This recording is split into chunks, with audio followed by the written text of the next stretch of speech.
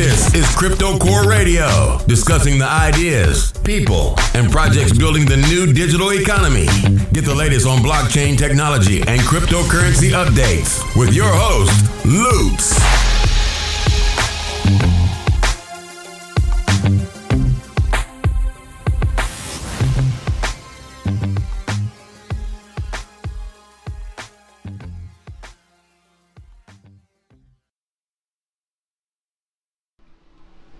Hello and welcome to Core Media Radio, and this is Lutz coming to you live. So today we have another ICO coming to you. A lot of these ICOs are vetted between token market, and then we take a good look at it, and we make sure that they're vetted properly. This project is called Ambrosus, and we have Angel from Ambrosus on with us today. Welcome, Angel. Thanks a lot, Luz. So tell us a little bit about this project. You excited? So Ambrosus is the blockchain solution that assures quality, safety, and origins of products. Our main two applications are food and medicine, because both of these products basically go into our bodies and they directly affect our health and well-being.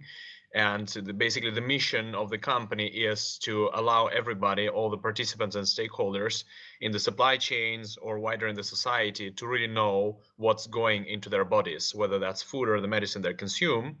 And of course, using the same system, we can also restore the trust between different stakeholders in the supply chains in terms of the quality of products, whether the products have been stored properly, whether all the ingredients really came where the label is claiming them to be from, and whether the commercial agreements that the two parties are entering actually are honored by the parties. So this is the mission of Ambrosus, and that's what we do. Oh, very cool. I personally, I know a lot about pharmaceuticals. I used to work for a wholesale pharmaceutical company called Ambrosus Bergen here in New York, and they used to sell a lot of drugs, basically. But it's a Fortune 30 company. I was a network admin for them, and I do. There's one problem in this industry I've seen with the records, and I'm not sure if your solution fixes that. When you go to the doctor, right, and they prescribe you a medicine, the problem here is that after 10 years, they're allowed to throw your information in the garbage. And this is from personally speaking. When they do that, if something happens after that 10 years that involved that drug that you took, it's a wash. There's no record of it ever happening, so there's no action you could take. If it was on the blockchain, it would never be in the garbage, right? That's correct. Although I have to say that when it comes to scalability for the solutions, we normally also envision a certain kind of lifetime of the data that is stored about the products. So far it's assumed in the food that a certain time after either the expiry of the product or the receipt of the product by the recipient, that the data will be released, and definitely you do not store it on the blockchain, because otherwise it'll be too expensive.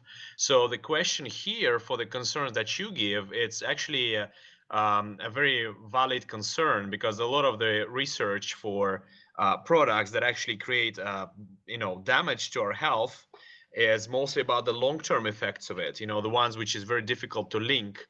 And this is something that we're trying to actually prove to the consumers from the point of view of identifying the elements or the components that can potentially cause long-term damage.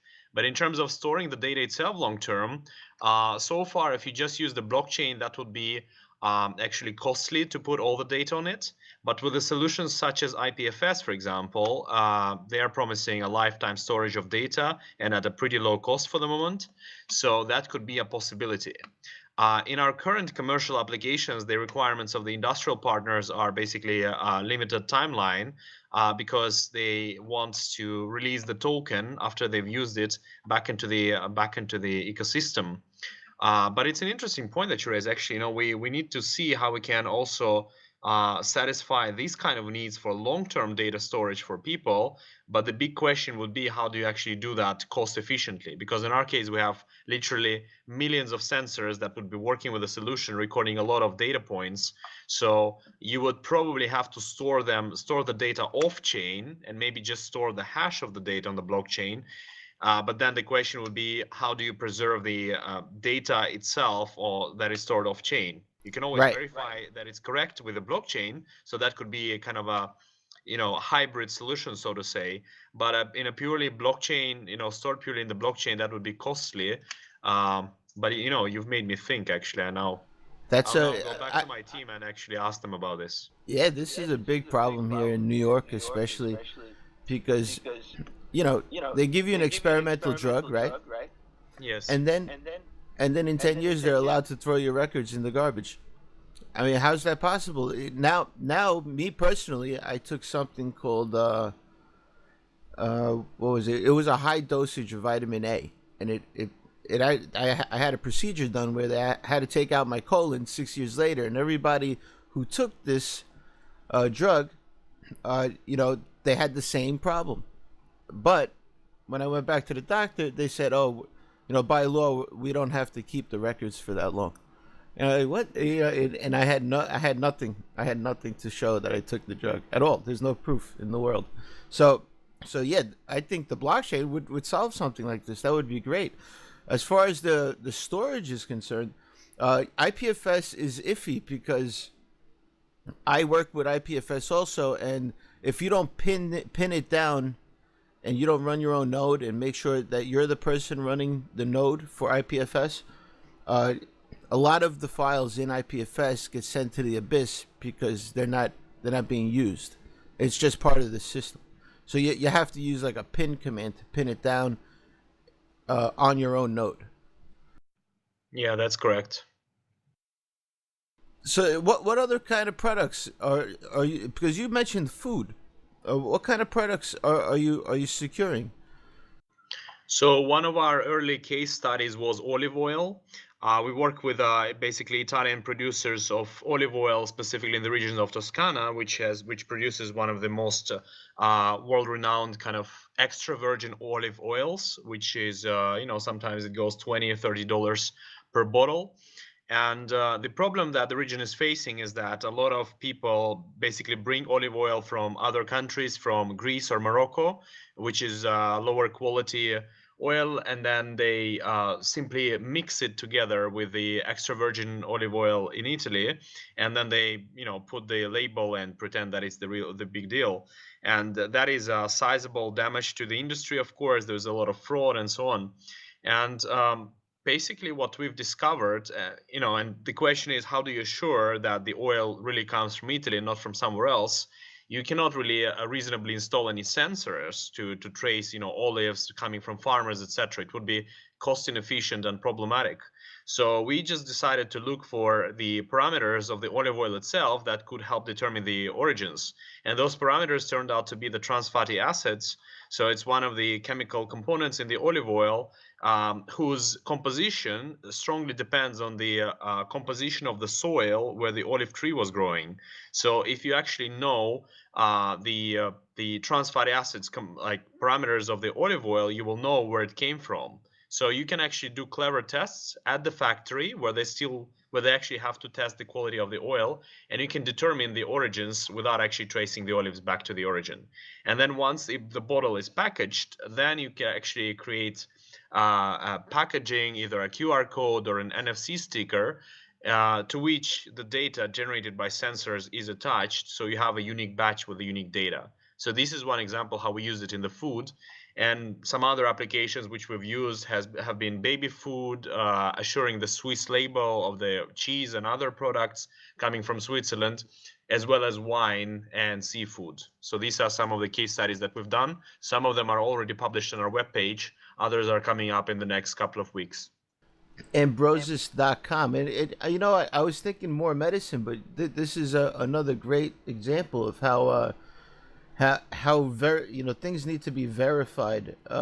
Here in the United States, we have something called USD organic labeling, where the in order to get this label on your product, uh, it only needs to be 90% organic, which means 10% of it could be crap.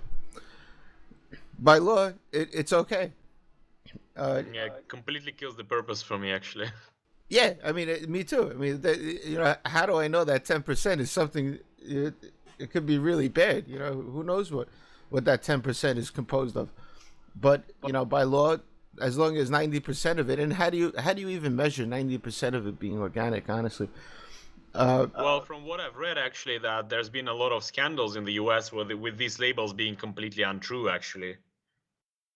yeah, no, it's yeah, it's and some of them they use the words natural, which means absolutely nothing.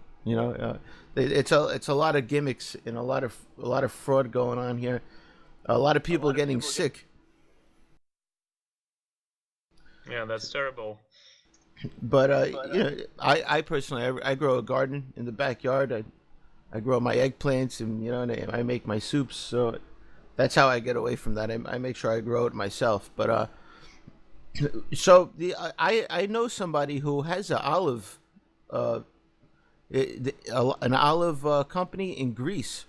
It's actually my brother's wife's father, and he actually brings us olive oil from Greece. You know, it's so good. It's like it's something completely different. Where are you from, Angel? Originally from Moscow. Okay. You were mentioning Italy. I thought maybe you were Italian. I was going to start talking to you in Italian. No, I mean, on my father's side, I'm of Italian origins.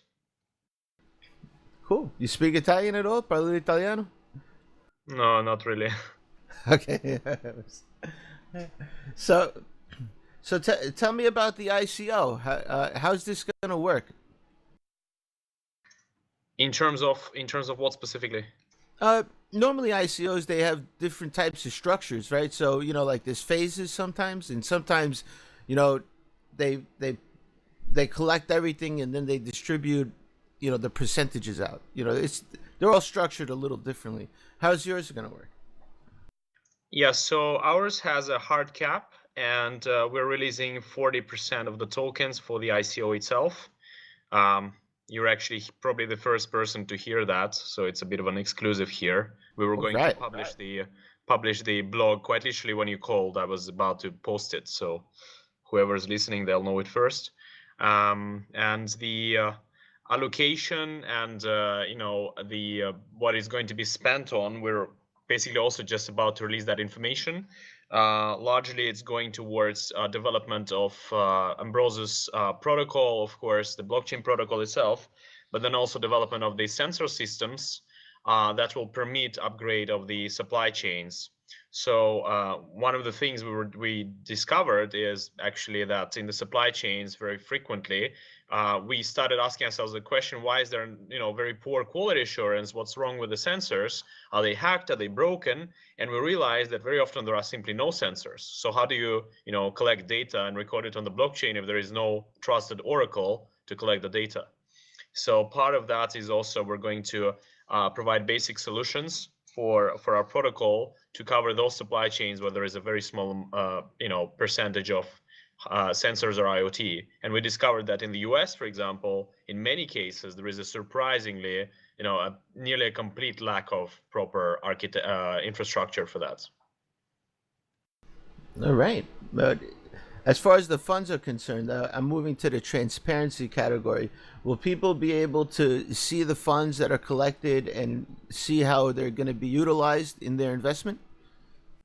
That's correct, yes. So the collection is going to a smart contract, and then we're actually putting the percentages of what specific activities the funding is going to be devoted to, and people will obviously do the regular reporting, and the actually ICO itself, it's structured. I mean, we're doing it in Switzerland, and of course, it's been the allocation of budget has been run through a notary in Switzerland.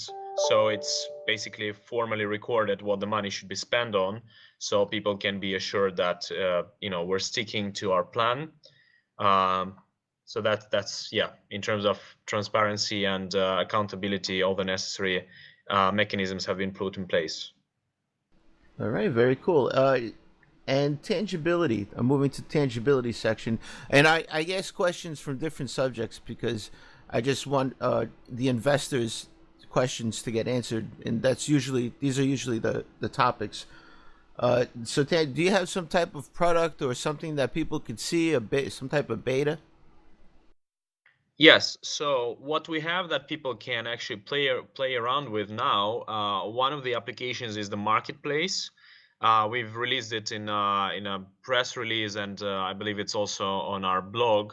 How people can use it. It's currently working on Ethereum testnet, so people need to run it on Kovan to check it out. And basically, the whole marketplace is run on smart contracts, so there is no data that is stored on any server, and anybody anywhere can launch a marketplace for quality assured products. I mean, we're beginning with food, and people can create their own or join the existing ones. The second part that is also available now, the code, by the way, it's on GitHub. So whatever blocks are completed, we put them on the GitHub so people can see the architecture and different modules for the protocol. Now, the second part that is also accessible in a testing mode, largely to companies, but also interested users or small businesses, they can request to be added to that particular kind of alpha version, is the supply chain management software. We have the video of the demo on YouTube on our main channel. Basically, it shows how interface that is actually very simple can be used to create commercial relationships between any two parties in the supply chain, where quality is one of the parameters of the order. And again, people can see the whole process. How you can, in that particular video, it shows how you can do it with a steak coming from Argentina, and how you assure that the steak has been always stored properly, that the origins are correct, and that there are no bad ingredients that went into it. And we enable companies to use their own products and their own quality parameters that they can also record it through blockchain and smart contracts. So these parts are the kind of the standalone products that people are able to play around with at this moment.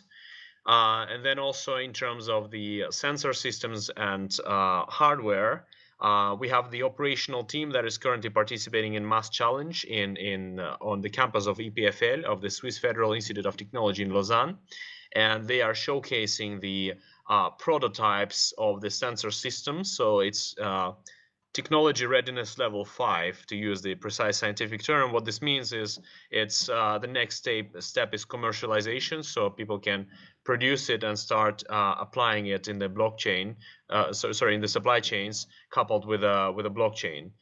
And we are right now working with basically doing pilots with some companies where we are demonstrating how this software works in practice. And the first pilots were a complete mess. Everything just worked wrong. People couldn't get synchronized with the blockchain and so on. But then over time, we improve the software part, and then people actually get amazed. They said, we thought blockchain is something complex, but the software is very easy to use and it's very intuitive. And this is exactly what our goal is, to make the supply chain management software very, intuitive. And for people, they don't actually have to know how the blockchain works. The only thing they need to know is that the smart contracts are not just legally binding, they're self-executing. And these can actually create a new level of trust. So for that, we already have the basic demos out, and the more advanced ones are coming out in the next few weeks. We've got a detailed roadmap on the rollout of all of our products for the next 3 years, until autumn 2020, basically, on our website, on the blog.ambrosus.com. So people can read in details, and if they have any specific questions on a particular product, we'll be very happy to follow up on that. All right, a blog. I was just going to get to that. That was one of my next questions. Your community and participation. So you have a blog community, that participate. Do you have a Slack or some other type of other communities that we should know about that people can participate in? Yes. So sorry, I just remove the button for a short while. So on our webpage, we've got basically at the bottom all the links to all the social media profiles that we have. We have the GitHub where we put the code, of course. Then in terms of communities, we've got Slack channel. I think we've got now 1,300 people over there in the Slack. User disconnected from your channel. Oh, sorry about that, buddy. Go ahead. That's my technician. Hello? Yep, go ahead. Continue, buddy. At what point did I get disconnected, I wonder? You're talking about you have a Slack channel with 1,300 people? Yeah, exactly. And besides Slack, we also have a very active WeChat community in China. So we now have 3 groups of 500 people, so also 1,500. And I think they're now creating the 4th one to accommodate a new batch of people. And we also have our own Bitcoin Talk community that are participating in the bounty campaign for Ambrosus, where they can earn, we call them Ambits. So these are the pools of basically that will be converted to Amber tokens upon ICO for content creation or signatures or social media participation. And then we also have smaller communities on Reddit and Telegram, as well as, of course, the basic social media such as Twitter, Facebook, LinkedIn. So basically anywhere where we can connect with people, we've got the channel set up. In Slack, we've recently had to add more people who actually manage the community because now the number is big. So sometimes we leave Slack for 1 hour, we come back and there is already a big kind of number of questions and people are saying, hey, where are you? Why are you not answering the questions? We say, well, we cannot be there 24/7. We're traveling. We have a lot of stuff to do. So now we've got a couple more people to help out with basically answering the basic questions and talking with the community. All right. Well, that sounds promising. That's a lot more than I've heard from some past projects. That's great. So, so you have your participation. And we know what niche you fill. It's more like quality assurance, right? That's the niche that you're solving. Initially, we thought that's just about that, but actually, when we started running the pilot projects, we realized that we solve a bigger, actually, problem for many businesses, and that is automation of the supply chains. So, number one reason for investment in the supply chains amongst corporations in the past couple of years has been how to make them more automated, how to make them more efficient, save more money, and enable companies to basically reduce maybe the inefficiencies in terms of the products produced and so on. But besides that, so it's quality assurance automation, so real-time auditing. And also, besides that, we enable companies to actually facilitate their commercial relationships with their counterparties, because now they can enter agreements with a lot less worry about whether the other party respects the conditions of the contract in terms of the handling or storage. So we facilitate this part as well. So we have basically a solution with escrow where people can deposit a certain amount of money, and it will be dependent on the conditions on whether the conditions have been fulfilled or not. And basically, if some of the conditions have not been fulfilled, so for example, some product has been delivered with mostly acceptable quality, but for example, for some time it was outside of the temperature range, you can pre-code a certain discount that the person will get. So you can actually have, you can play around with numbers and create a very optimal kind of incentive model for people to perform. So we're creating certain also aspects for basically selecting the best incentive model for the other party to perform. And then on top of that, this was something that we didn't expect to create a value for, but actually with a lot of companies with whom we work, the biggest driving force there is not necessarily the supply chain guys, but it's usually the sales guys and the marketing guys. And the reason why is they're saying, well, isn't that amazing that we can now use the blockchain technology to engage our consumers and tell them, hey, you can actually check the origins and quality of our product through the blockchain. So whilst we are in the experimental stage, and on blockchain technology itself is still nascent, of course, and in our own pilots, we have many parts that are still being developed. So as a technology solution on which you can rely, it's still early for it to serve that purpose. But it's already a value proposition for the companies to adopt it because they can actually communicate it to their clients. And many of them have actually said that this will boost sales for us. So what Ambrosus is, like, we thought we're just helping companies to be more efficient and to be better in terms of supply chains and, saving money.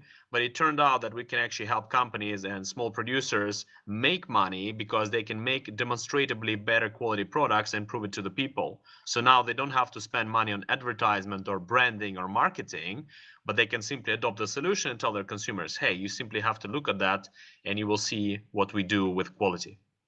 Very nice. Very nice. I'm very impressed. Uh, do you have any customers at this point? Because I know that the success of any industry like this, depends on how many people participate, right? So how many customers actually utilize the system. Are there any involved at this time? I know it's premature. Well, despite this being an early stage, we actually do have quite a few partners. With many of the companies that we work, we sign an NDA, which for me is highly unsatisfactory because I cannot communicate to the public that we're working with these companies. When we deal with big corporates, it's always kind of a tough question. And one of the workarounds we have found in order to be able to communicate to the public what companies we're working with is our participation in Mass Challenge. So through Mass Challenge, we are interacting with basically top 5 biggest Swiss corporates, which includes Nestle, Givaudan, Sigpa, Bühler, and I believe Migros. So with these companies, basically, we are having certain supply chains that they give us in which they have either an existing problem or they simply seek an opportunity to boost their sales or to improve the customer's satisfaction with them. And we are proposing an experimental design, and then we jointly with the representatives of their company, we develop kind of proposals for a pilot projects, and then we implement this. So from that perspective, I can at least share in Switzerland, thanks to the partnership, thanks to the participation Mass Challenge, that we're working with all the top 5 biggest companies in Switzerland. Besides that, we also have a few other partnerships about which I'm at liberty to speak about. So we have a partnership with the United Nations Sustainable Food Systems Program, which is part of 10YFP. Now, 10YFP is a 10-year framework program. It's the secretariat that is officially, basically, whose official purpose is to implement the Sustainable Development Goals, which is the largest development mission in the history of mankind, with huge budgets allocated to it, both by the private sector as well as by the governments. And Ambrosus is the official partner of this program. And we are we're one of the few private sector players there, and let alone a blockchain technology. So we're very happy to have that, to have this partnership. And this allows us to actually participate in all the existing calls for proposals for different pilot projects that are going on within the United Nations. And it allows us to develop solutions jointly with other actors, whether public sector or private sector, and to implement these projects. So from that perspective, the United Nations partnership has opened quite a lot of doors for us in other sectors. And we've also received the endorsement from the EIT Food. EIT is the European Institute of Technology. It's an R&D branch of the government of the European Union. So all of these partnerships, and besides that, of course, in Switzerland itself, the initial R&D funding that we've received has come from the government of one of the Swiss cantons, and the operational support has come from the Swiss Federal Institute of Technology, which itself is part of the government. So we have quite a few partnerships with the governmental sector, as well as the international public organizations such as the UN. And this has been very helpful in facilitating further kind of introductions or further projects. And these partnerships, they create a lot of value for us. And besides that, we also have partnerships with some of the private sector companies. Most of them, as I mentioned, unfortunately, I cannot mention in detail, but one of them with which the partnership is public is Track Therapeutics. It's a public benefit corporation based in America. They're based in Boston. In Cambridge, just next to Boston. And they are developing antiviral drugs for which they want to perform clinical trials. And Ambrosus is the technology provider for that solution. And as far as I understand, their goal is to actually present these clinical trials for the approval of the FDA And what is the big deal there? Well, the big deal is that if it gets an approval for FDA, that means that Ambrosus can actually cooperate with other pharmaceutical companies in the US in order to be compliant with the regulations. So this is why we're working with a lot of governmental stakeholders, because they create norms and standards, and our goal is to make Ambrosus compliant with the required norms for quality assurance and supply chains, and through that we will be able to gain a lot more customers. All right, very very nice, very well answered. So yeah, and Amerisourcebergen, another company is called Cardinal. Those are the drug companies that exist here that are the biggest. All right, very nice. So let's see. I'm gonna move to the marketing topic. Uh, how do you plan on marketing your your product to customers? So in this case, we have to distinguish who are the customers. We've got two large groups, the corporates and the consumers themselves. And these are the two kind of different strategies that we're implementing. Right now, we're starting with corporates on the initial adoption, um, basically running these pilot projects that I've mentioned and so on to show them the value to the companies that we can create. And the second step and how we market that part, well, I guess the very big part of our marketing is just the legitimacy and experience of the team members. We have uh, I mean, I'm trying to see how I can put this without sounding that I'm kind of exaggerating, but we do have the world leaders from this industry on board of Ambrosus. So that is a pretty big factor, of course, that helps us to secure the right deals and the right kind of interactions with companies. And of course, the existing partnerships and support that also helps. And overall, of course, the companies are well aware that the blockchain can be more than just a fintech solution, that it can be transformative for their supply chains. So at least at the level of the CTOs or vice presidents for innovation, they are well aware that the solution like Ambrosus is something that the companies need already, and in the future that'll be indispensable. So maybe right now it's a curiosity and only the pioneers are adopting this.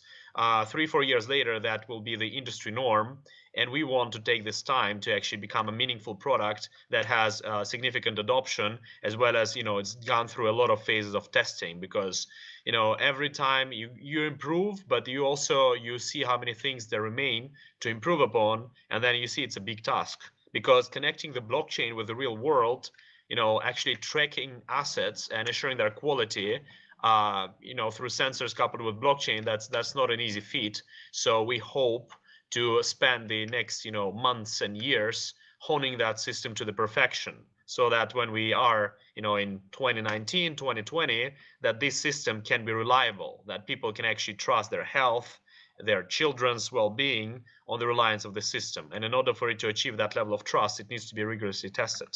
When it comes to the consumers, the approach of marketing is basically educating them about the blockchain first. So again, if you go to our YouTube channel, we do have the first kind of promotional video that is oriented at the consumers, specifically at parents, because it's about the baby food.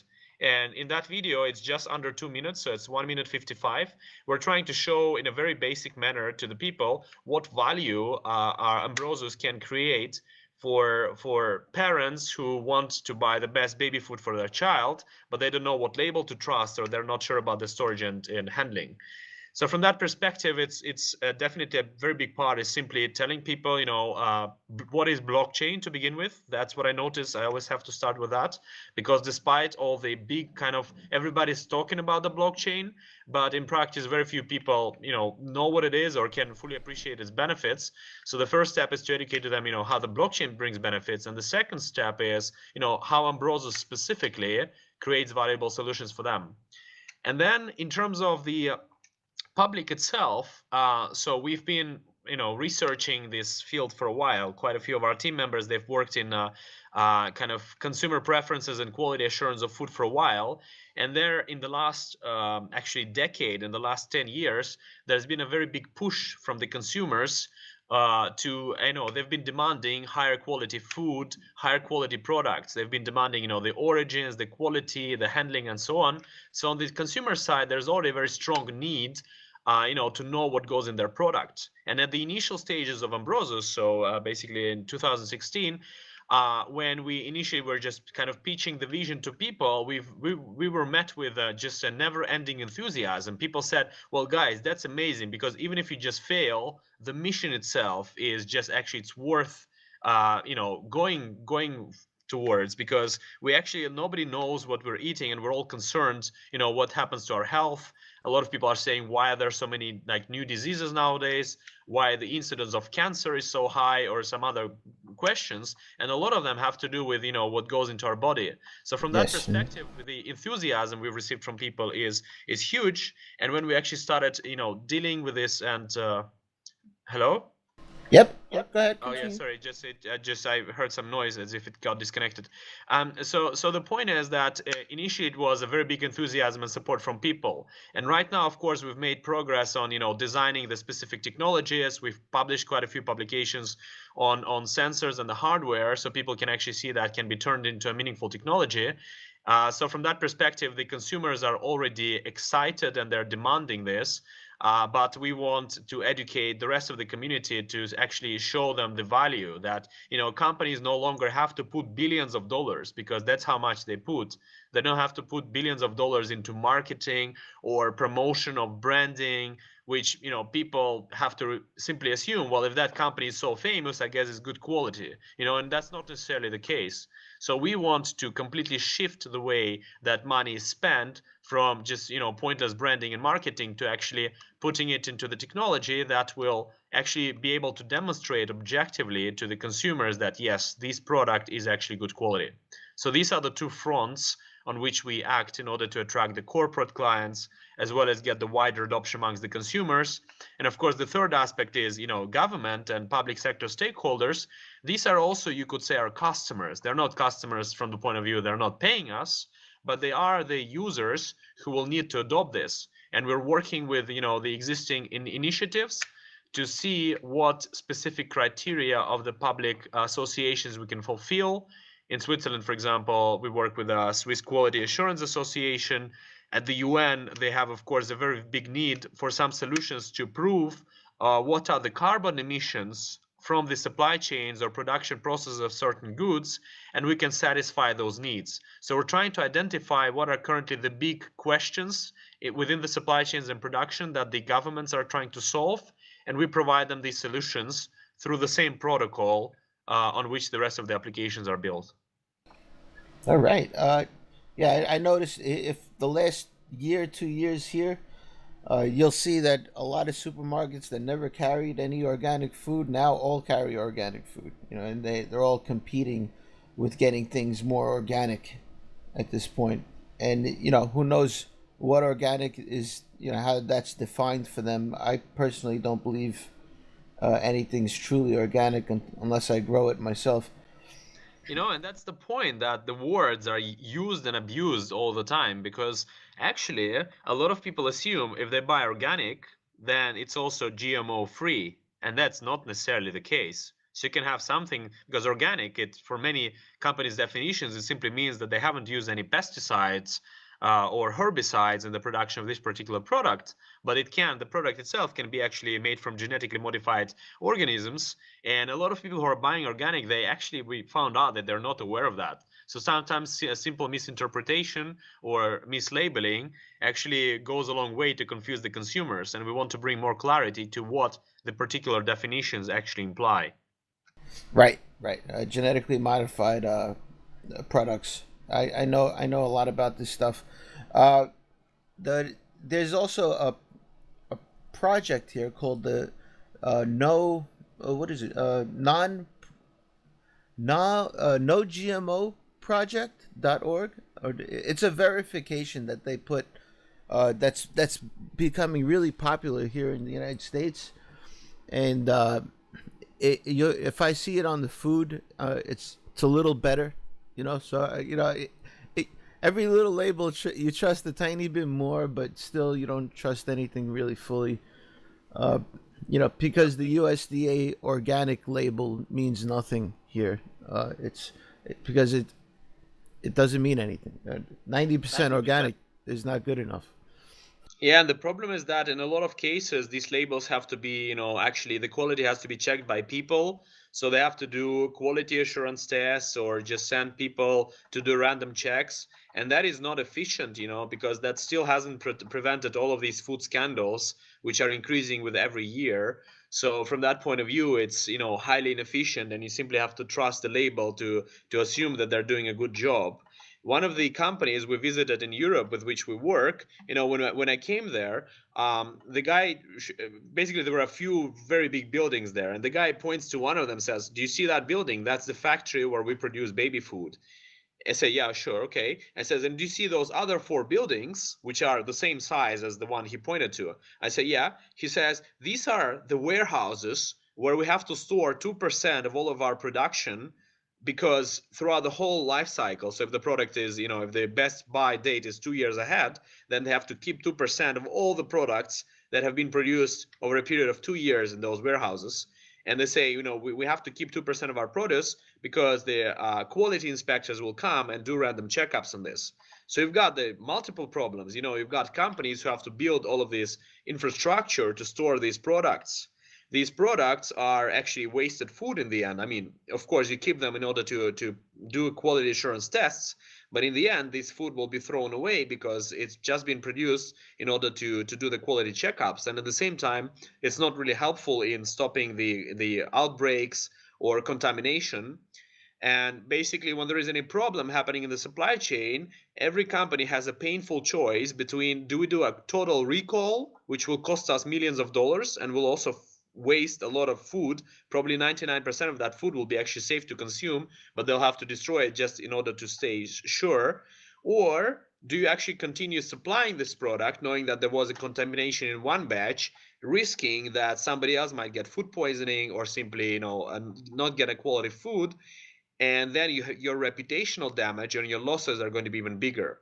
And we want the companies to completely, get rid of this painful trade-off and be able to do real-time auditing for their products on the production line or on distribution, and to avoid all of this food waste and inefficient quality control checks. That project is called non-GMOproject.org. They started off so small. I mean, they had maybe two products I've ever seen it on, and now I see it all over the place. So they got big really fast. This is not a government thing. This is just like an independent little, probably one person with a company. Check it out when you get a chance. Maybe you could join up with them. They're getting very popular here. Non-GMOproject.org. Show them how to put their branding on the blockchain. Non-GMOproduct.org. Project. Non-GMOproject.org. Okay, well, we'll have a look at them. .org. Okay. They're basically taking over here. Better than the government label. It's an independent company, and hopefully there's more that pop up, right? Because competition is key to getting quality stuff. When competition jumps into the marketplace, the consumer benefits, because now you got lower prices, right? You got and you have quality quality competition. So one's trying to be better than the other one, and overall competition benefits the consumer. Yes. All right. Very cool. Very cool. I normally ask these questions earlier. How big is your team? What's your team like? So when you go on our website, sorry, I just constantly forget to hold the button. When you go to our website, you basically see the team leads. So we've got currently 8 team members, and we also have about 10 advisors right now. And each of the team members is a team lead, basically. So we've got people who are leading the engineering department, people leading the blockchain development, obviously. We've got 2 blockchain developer leads, Matthew and Marek. We've got Professor Sandoz and Dr. Meyer on the sensor technology side.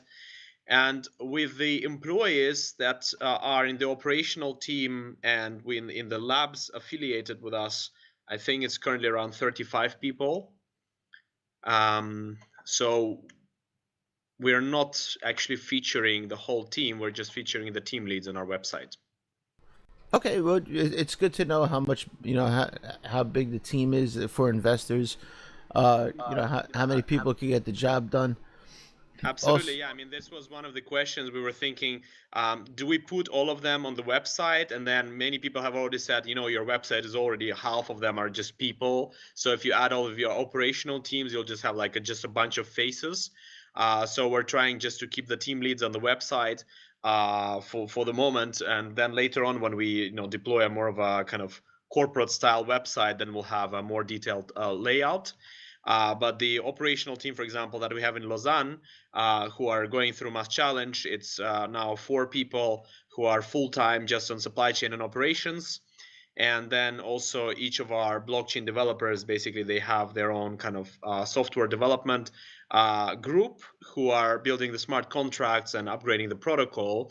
And then of course, Gavin and Yuta, who are our technical advisors, helping us build the architecture and the solution. They have Parity, and of course Parity is also our core technology partner. So Parity team are helping us build quite a few key elements of our ecosystem. right, that's the Ethereum wallet, right? Parity. Yes, these are the guys. They were formerly called Core, Ethereum Core, and now they're called Parity. And I mean, they're led by Gavin Wood, one of the founders of Ethereum. And they do produce the wallet, of course, the famous wallet. But also besides that, they're doing quite a few groundbreaking projects in the blockchain technologies. They're doing also joint testing with the UN, as far as I'm aware, and they also are working on, of course, Gavin is working also on Polkadot and building the Ethereum Common Testnet. So they do quite a few innovations in Ethereum as well as wider blockchain ecosystem. Gotcha. Yeah, I heard of Polkadot on my last interview. It's not new. Just a heads up. There's another technology called SuperNet. Komodo is the coin, but SuperNet is the innovator, and they already have done it, and it's already working. So if you want to take a look at that. Yeah, definitely. The space is full of very interesting proposals, and I wish I would have more time to read all of the white papers and other documents that they publish. Especially in many cases, I have to read it like 4 or 5 times before I get it, and so it does require time in order for you to understand it.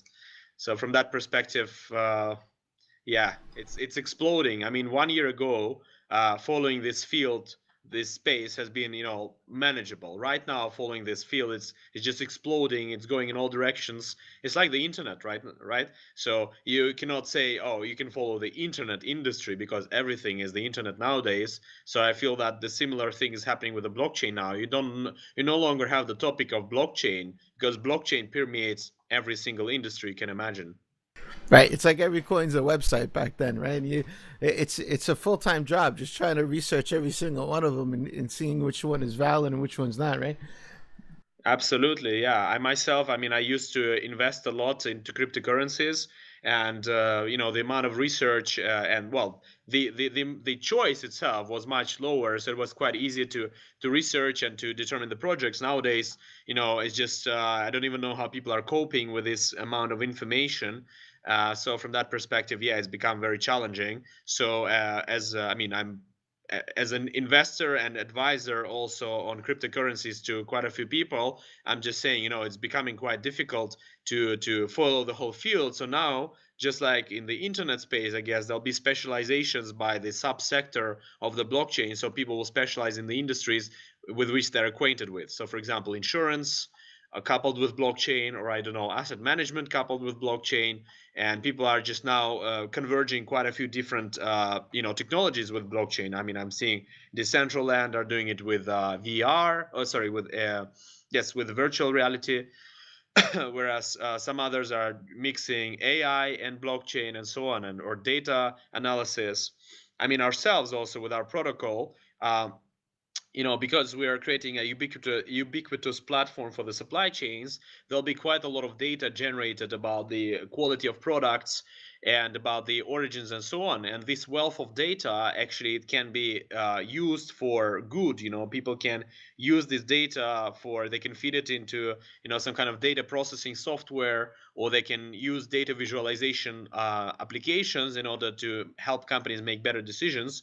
So even in our own solution, we already see applications way beyond our core competences.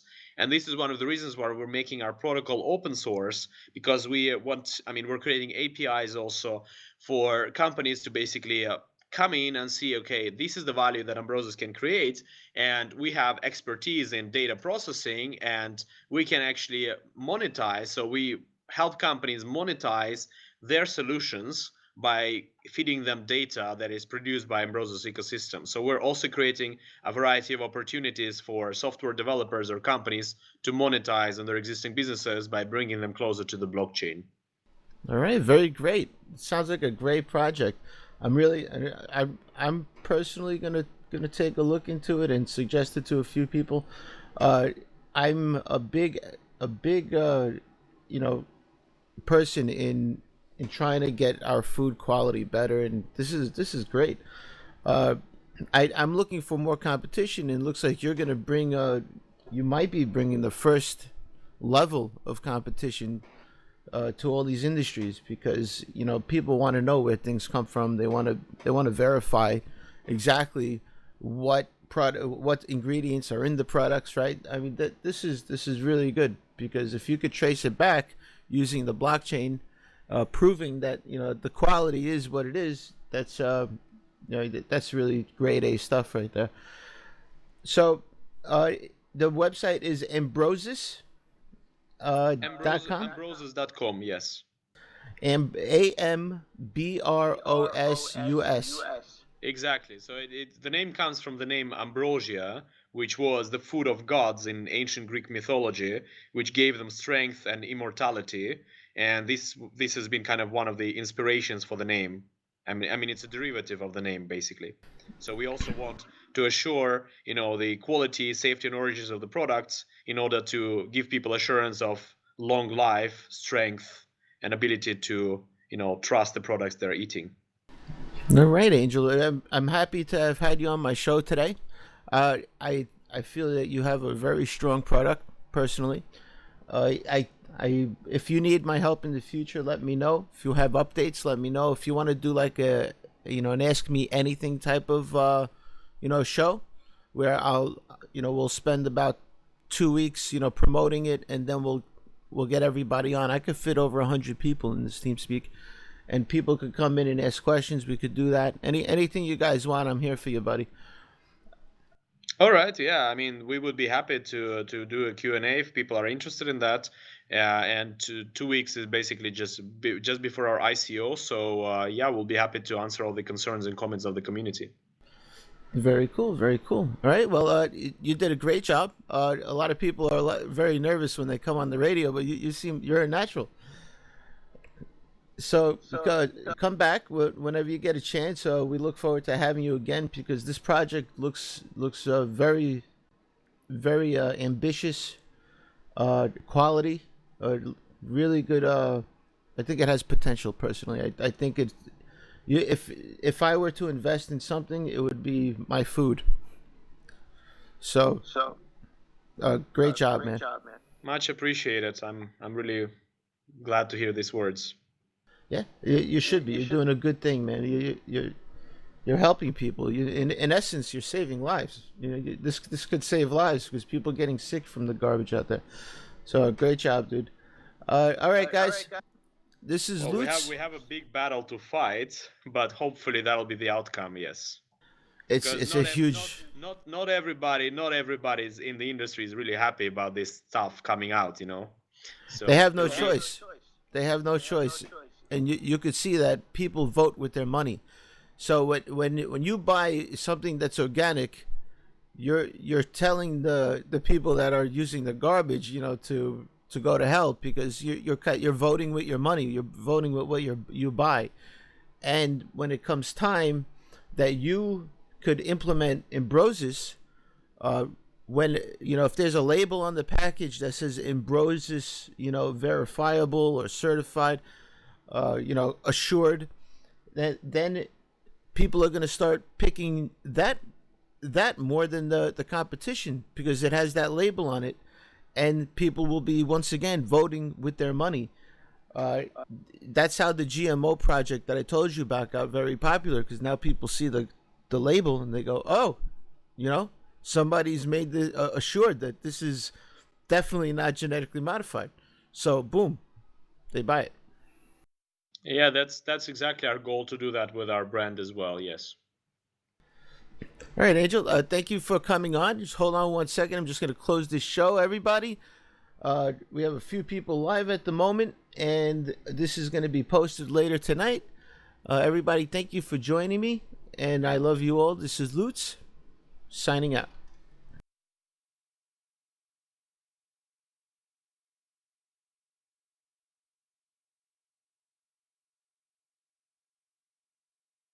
SuperNet aims to give people their power back through technology by no longer needing to rely on third parties such as exchanges, banks and services, giving you privacy at the same time.